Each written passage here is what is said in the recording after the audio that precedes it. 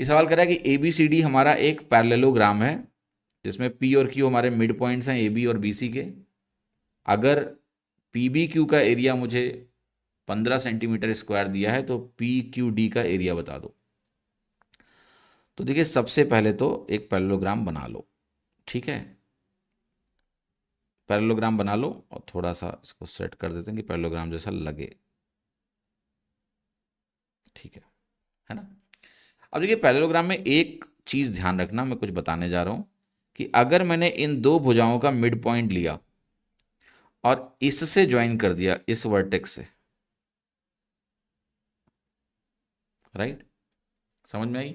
तो ये जो एरिया होता है ना, ये एरिया इसको याद रखो आज से, ये होता है 3/8 of parallelogram area. 3/8 of parallelogram area, ये बात आप प्लीज ध्यान रखिए ताकि एग्जाम में समय बचे आपका। तो दो साइड्स का मिड पॉइंट लिया और मिड पॉइंट लेने के बाद ये जो दो साइड्स मैंने लिए हैं, इन दोनों साइड से एक मिलने वाला वर्टेक्स है, उसके अपोजिट वाले वर्टेक्स से इनको मैंने ज्वाइन कर दिया। तो ये एरिया 3/8 होता है इस पूरे पैरेललोग्राम के एरिया का। अब जरा थोड़ा सा नंबरिंग कर देता हूं मैं, मतलब नाम डाल देता हूं ए बी सी डी, और पी और क्यू हमारे मिड पॉइंट हो गए ए बी और बी सी के, पी क्यू हो गया। अब हमसे बोला क्या है कि पी बी क्यू का एरिया 15 है, इसका एरिया 15 दिया है। एक और मज़ेदार बात यहाँ पर समझाता हूँ आपको कि देखो अगर मैं एक लाइन बना दूँ ऐसी, है ना, ध्यान से देखना, ये मैंने ड्रॉ कर दिया डायगोनल। अब आपको एक मिड पॉइंट थ्योरम भी पता होगा।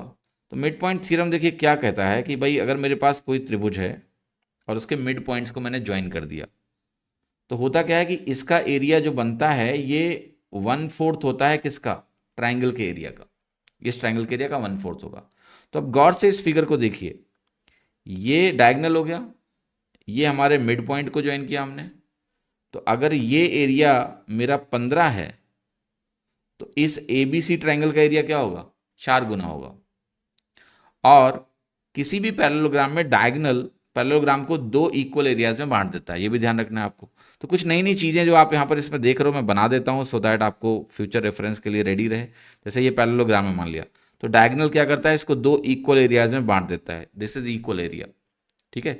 फिर मैं आपको ये समझाने की कोशिश कर रहा हूँ कि अगर आपके पास कोई भी पैरेललोग्राम है और पैरेललोग्राम में आपने इन दोनों के मिड पॉइंट्स को लेके ऐसे ज्वाइन किया और इसका एरिया अगर 1 है, तो इस पूरे पैरेललोग्राम का एरिया 4 होगा।